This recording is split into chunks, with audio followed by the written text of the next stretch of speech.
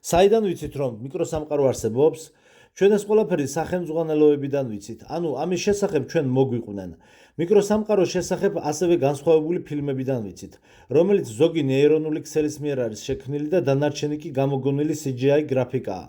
მაგალითად, მარველის ფილმი ადამიანი ჭიანჭველა. ეს ყველაფერი კი იმისთვის კეთდება, რათა დაგვარწმუნონ, რომ თითქოს და მიკროსამყარო ნამდვილად არსებობს. ეს სჭირდებათ იმისთვის, რომ ნეირონულმა ქსელმა აგვიხსნას ჩვენ, თითქოს და აქ ევოლუციის შედეგად გავჩნდით და თითქოს და გარკვეული ბაქტერიები და ვირუსები არსებობენ. ობიექტურად კი მიკროსამყარო ლოგიკურადაც კი არ შეიძლება, რომ საერთოდ არსებობდეს. თქვენ მიკროსკოპში ვერანაირ მიკროსამყაროს ვერ დაინახავთ. აქ საუბარი არ არის თვალით უხილავით კიპის მაგვარ მიკროორგანიზმებზე, რომლებიც ჩვენი სხეულის ნარჩენებით იკვებებიან. ასეთები მხოლოდ რამდენიმე სახეობაა. ლაპარაკია უჯრედების ზომებზე, რომ რამდენადაც მიკროსკოპი ერთ რომელიმე წერტილს დაზუმავს და გაადიდებს, იმდენად არანაირი ცოცხალი ორგანიზმი, რომლებიც გამოძრავდებიან, იქ არასოდეს არ იქნება. მეორე არგუმენტი, თქვენ ვერასოდეს ვერსად ვერ შეხვდებით მიკროორგანიზმების რეალურ ფოტოებს. საუბარია უჯრედებზე, ატომებზე და ან კიდევ ნანო ნაწილაკებზე. ამ ყველაფერს ჩვენ, რა თქმა უნდა, თვალით ვერ ვხედავთ. ყველაზე პატარა ნაწილაკებად ითვლება ხილული ნამსხვრევები. ამ ნაწილაკების შიგნით კიდევ რაიმე სხვა სახის სამყაროს არსებობა უბრალოდ გამორიცხულია. როგორც არ უნდა გაადიდოთ ნაწილაკი და ფურცელი რომ გააფართოვოთ, ეს უკვე არაცოცხალი ორგანიზმია და ეს სურათი გადაკეთებულია კომპიუტერულ გრაფიკად. ანუ მთელ მიკროსამყაროს ხელოვნური ინტელექტის ნეირონული ქსელი კომპიუტერზე წარმოგვიდგენს.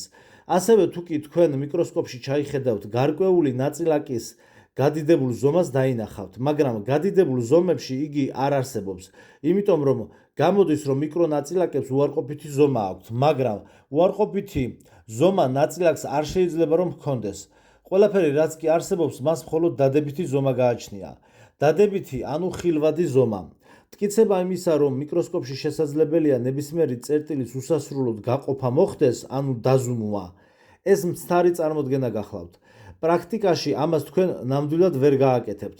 თეორიულად ამის გაკეთება შესაძლებელია, მაგრამ ეს უკვე რეალური სამყარო არ იქნება, არამედ გამოგონილი. წერტილის გაყოფა შესაძლებელია ხილვადი ნაწილაკების უმცირეს დეტალებამდე, მაგრამ იმის იქით უკვე ვეღარ.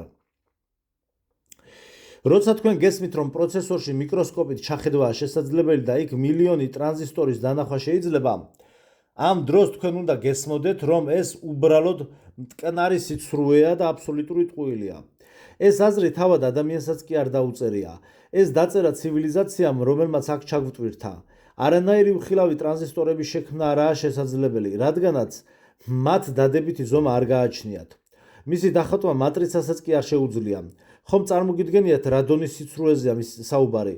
მისი დახატვაც და გადახატვაც შეუძლებელი იქნება მატრიცული სიმულაციისთვის. არ არსებობს არანაირი ისეთი კალამი, რომელიც მიკრობს დახატავს. ამ ბიოლოგიური ერთეულის დახატვისას საჭირო იქნება თათებისა და საჭმლის მომნელებელი სისტემის მიხატვა და ასევე რაღაცა კუჭი, მაგრამ სად შეიძლება რომ ამ კუჭმა შეძლოს არსებობა, თუ კი მისი დანახვა შეუძლებელია, ის მხოლოდ კომპიუტერში შეიძლება იყოს დახატული. იმიტომ რომ ეკრანი იძლევა იმის საშუალებას, რომ დაიხატოს მიკრონაწილაკი, ითქვას, რომ იგი მიკროსკოპული და თვალით უხილავი ზომისაა და გამოცხადდეს, რომ ის თეორიულად ან პრაქტიკულად შეიძლება რომ არსებობდეს. ამიტომაც ბიოლოგიური უჯრედები, მთელი ეს მიტოქონდრიები, ნუკლეოლი ბირთვები და მარტივი ორგანიზმები არ შეიძლება რომ არსებობდეს. იმიტომ რომ ამ უჯრედებს უარყოფითი ზომები აქვთ, რაც არ არსებობს. ეს უკვე მიკროორგანიზმის ხილვადი სურათია, რომელიც შექმნილია ტექნოლოგიების დამსახურებით. ამ რეალობაში კი თუ კი ის ხილვადი არ არის, მაშინ ის შესაბამისად არც არსებობს.